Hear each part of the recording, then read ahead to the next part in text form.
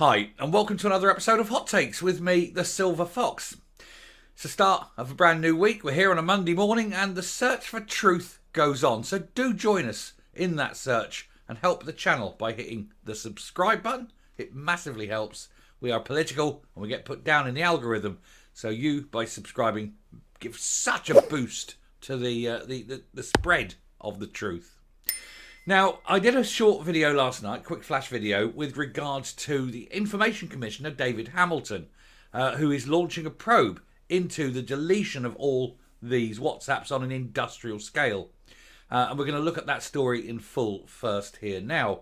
But it is something that is deeply concerning because there is another story coming later this morning, which will show it is not just limited to the COVID inquiry. There are other occasions where these things are being deleted expressly so that they cannot be included in freedom of information requests. So it is a very wide-ranging issue that will need full scrutiny and heads to roll, I think. But we'll take a look at this one because this was the one I particularly did that video on. But bear in mind that everything about this government is particularly shady. Here goes. So, Information Commissioner launches investigation into the Scottish Government's WhatsApp use. Although what the result of that investigation will be is anybody's guess, because you can guarantee that there'll be a lot of political pressure on him. And of course, what powers does he have at the end of it? He can't, I think, dismiss MSPs from positions, or MPs even from positions, but he can highlight how awful they are and force them, I think, to perhaps resign rather than be fired. Obviously, you can't fire them, but, you know, if they're shown to have been, you know, particularly shady, then perhaps it will put pressure on them. They won't resign, of course. This is the SNP. I mean, short of being caught red-handed for the worst possible crimes, they're not going to go. They've got people in position who have committed actual crimes and won't resign. So it's probably a pointless probe, but it will at least help find the truth and may lead to guidance for future use. But anyway, we'll see how it goes. The Information Commissioner has previously expressed concern at the amount of messages that were being deleted and has now formally launched a probe. Scotland's Information Commissioner is launching this investigation at the Scottish Government's use of WhatsApp and informal messages. And David Hamilton said evidence revealed at the UK COVID inquiry raised significant practice concerns around the retention of informal communications from the pandemic. And they were deleting, of course, because they knew if they went on informal channels and things were deleted and that, any request for FOI probably either wouldn't be within the remit of the particular form of data anyway, or even if it was, then the data didn't exist because it had been deleted and there was nothing for them to show. Destruction, as I say, the destruction of evidence. I don't believe that the Information Commissioner should be having a probe. I mean, okay, so it's good that he's helping to highlight this. But I think actually it should be a police investigation and it shouldn't be called, deletion of WhatsApps. It should be called what it is, destruction of evidence. And that, of course, is a very, very serious crime. They should also charge them with perverting the course of justice. That also is a significant crime.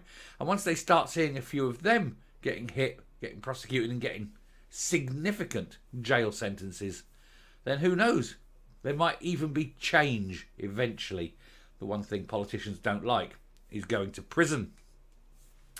Mr Hamilton is the former chairman of the Scottish Police Federation, an organisation whose leadership Humza Yousaf branded a disgrace in a frustrated message from June 2020, which was shown to the inquiry. Mr Yousaf, who was Justice Secretary at the time, was exchanging WhatsApp messages with fellow Minister John Swinney, where he vented his anger about the SPF's approach to the pandemic, saying they have shown an arrogance and retrograde thinking. Well, of course, being part of the SNP, he'd recognise that. It's all they do, arrogant and retrograde. Nothing moving forward, nothing for the betterment of the people, is it? During Lady Hallett's inquiry, it emerged a number of ministers, including former First Minister Nicola Sturgeon, and senior officials deleted all their messages from the pandemic. They said they were acting in line with Scottish Government guidance, although it's since turned out that that is not the case and they are in fact all liars. But hands up if you think you're surprised by hearing that particular little snippet and nugget of information. The SNP ministers were lying. Gosh, tell me it ain't so. The Information Commissioner, whose remit is to enforce freedom of information law, has previously said he was concerned about the deletions. Mr Hamilton said, "My office has launched an intervention into the Scottish Minister's practices in relation to the retention of informal communications." The evidence disclosed during Model 2A of the UK COVID-19 inquiry hearings over the last few weeks raises significant practice concerns, which warrant further investigation by my office. The failure to retain or even record a complete set of decision-making processes has not only deprived the inquiry of information, but frustrated the public's right to request information and generally undermined the spirit of freedom of information. There was never any spirit of freedom of information within the SNP. From day one, everything was lies, spin, cover-up. It was cryptic. It was deflection. It was whataboutery. It was let's keep this, secret. Let's never communicate in the open. If you are outside and you need to talk, put your hand over your mouth so that nobody can read your lips. Everything was done to make sure that no truth would ever be revealed. He said it is critical that public officials retain information which allows the public to understand how decisions are reached. I mean, I will say that they said, we were only deleting things that were unimportant.